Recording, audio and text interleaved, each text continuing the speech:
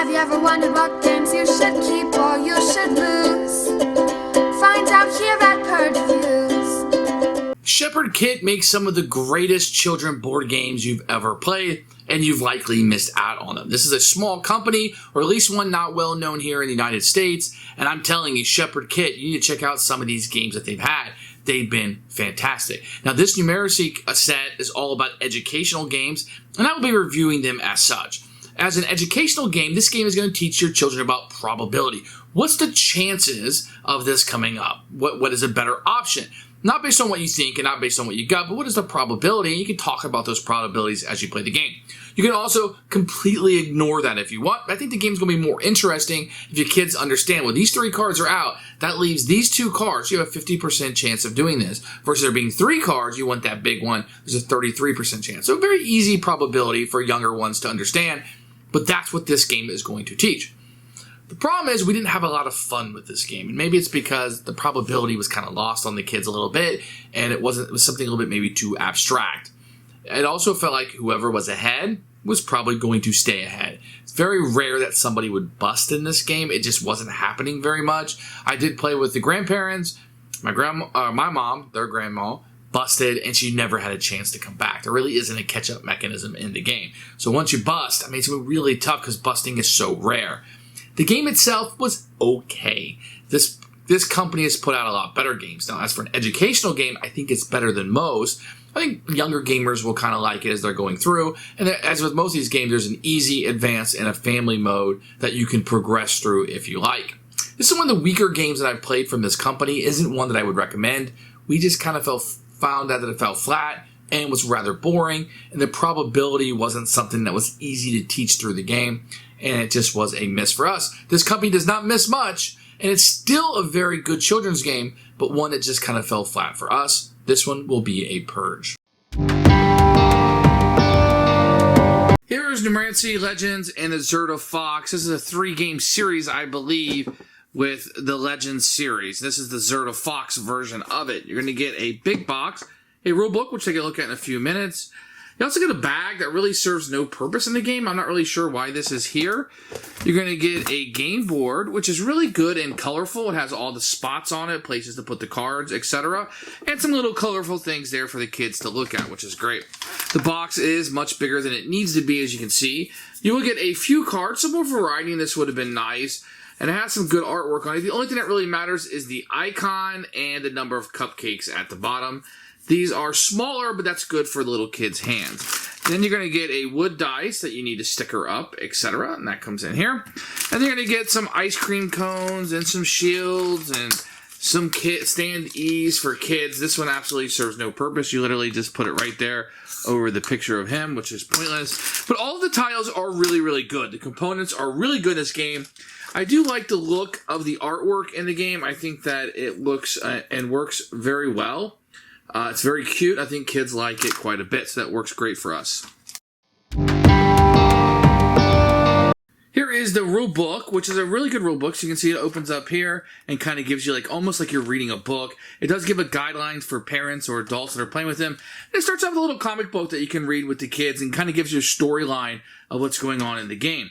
Then it'll break down the races and all the little characters. This really doesn't do a whole lot, but just gives you some background to it, which is nice. A picture of all the components and a picture of setup with numbers of where everything goes, which is great. And then you're going to have this broken down. This is where it kind of falls apart for me. Some basic rules. I feel like the rules weren't that great. I do like the pictures and everything that's included, but there were times where I wasn't really sure about the rules. Then you're going to jump over here to the complete rules if you want to play a little bit longer game for older kids. And then this is advanced. They call it advanced rules, but really it's just some modules that you can throw in if you want to. And then an advertisement for other things that you have here. And that's the rule book. I think it's a fairly good rule book. There were a couple things I had questions about while playing, but it worked just fine. So here's the game all set up. You're going to have the cards by these little circles here shuffled up. You're going to have a stack of the ice cream cones down here. And each of your characters will start here. On a turn, it's fairly easy what you want to do. What you want to do in the basic game is get all the way down here and have a cupcake left. If you're the first person to do that, you win the game. In the more advanced version, what you're trying to do is get down here with a cupcake left. If you do so, you will gain a balloon. And then you'll go back up to the top and you'll do it again. Once you gain 3 balloons, and you gain a balloon every time you get to the bottom and have at least 1 cupcake left, then you will be the winner of the game. That's the main difference between the basic game and the complete game. That the complete game, you'll do this 3 times and gather the balloons. Now, on your turn, it's very easy. You're going to have usually 2 paths, sometimes maybe 3 or just 1, but you'll move down a path and you'll turn over the card of that area, and this will tell you how many cupcakes you lose. In this case, I will lose 2 cupcakes. Now, in the basic game, you're going to start with 15. In the complete game, you're going to start out with 12. So you would give up 2 of these cupcakes that you have in your supply and give them back, and then the next person can go. When he goes, or she will turn over the card of that color and give up that many cupcakes. At the bottom here, you will see that she will give up 4 cupcakes. So she would have to give 4 cupcakes back to the supply. Very simple. What you can do also on a turn is not move at all and simply gain a cupcake. Or on your turn, you can take one of these ice cream cones. And what these ice cream cones are going to have little small icons on them. So when you flip these cards over, if you have the ice cream cone of this icon, which would be this one right here. So if I have this ice cream cone, then I don't have to pay one of these cupcakes. So in this case, if I had this ice cream cone, I would only have to give up one of the icons. So that would be what I would do, stay on a turn, but it's going to give somebody an extra turn to move where I am staying put. So that's kind of the game. You can either move, flip over a card, give up the cupcakes, or grab an ice cream cone that stays with you the rest of the game and will eat up one of those icons. Now, as the game progresses, I know there's only 1 4 in this deck, so once the 4 is gone, I kind of know that the green ones are a little bit safer. Where with the blue ones, the 2 came out, which is a 1 and a 2, 3, and 4, so I know that it's going to be a little bit more dangerous to go in the blue ones. And that's going to be the probability aspect of the game. First person to deliver 3 balloons, or if you're playing the basic game, just 1 cupcake is delivered, you are the winner of the game. There are a few advanced rules or modules you can throw in. For example, everybody get one of these at the beginning of the game. If you land on a card, like in this case, the Elf Ink, who requires this badge, then you won't have to play any cupcake. So having those can be pretty good. Another way to add probability into the game. Another thing is the super mix. You can just mix all of these up. It gives you a little bit less information about which card is in with deck. So you don't have to have the blues with the blues and purples with the purples.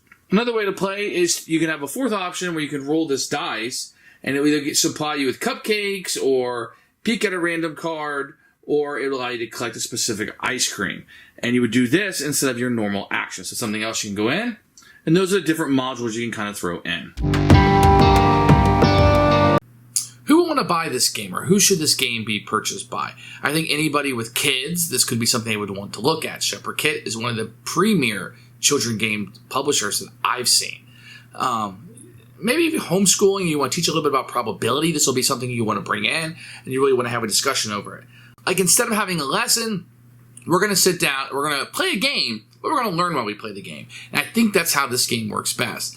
There isn't a catch-up on it. You can kind of talk about the probability of stuff. I feel like the game is almost there, but just not strong enough. But as a classroom game, I think it elevates against most of those, if not all of the educational games that's probably going to teach probability.